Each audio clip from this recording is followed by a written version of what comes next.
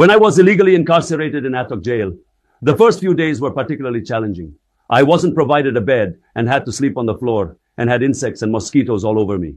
But with time, I have adjusted well to the prison conditions. Let it be known that there's a difference of day and night between the Imran Khan of today and the Imran Khan who was imprisoned on August 5th. Today, I am stronger and fitter, spiritually, mentally, and physically than ever before. During my time in prison, I have had the opportunity to study and research the Holy Quran in depth, along with other books which has strengthened my faith.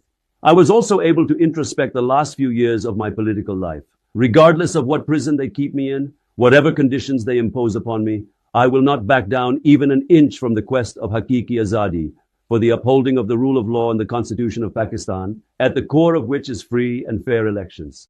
To those suggesting that I leave the country, know that I will live and die with Pakistan, and I will not leave my land to go anywhere. As far as the Cypher case is concerned, this bogus case is designed to protect former Army Chief General Bajwa and Donald Lu.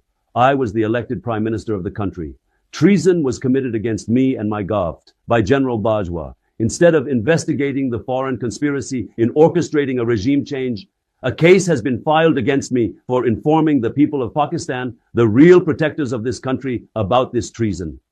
If there's one thing that bothers and pains me, is the suffering of my workers who have been illegally imprisoned, especially our women workers who have been in captivity for months, by a few people who abuse their power to satisfy their egos.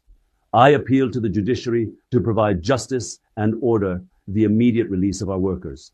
Finally, do not give up. This time of trial will end because Allah says that with every difficulty there is ease.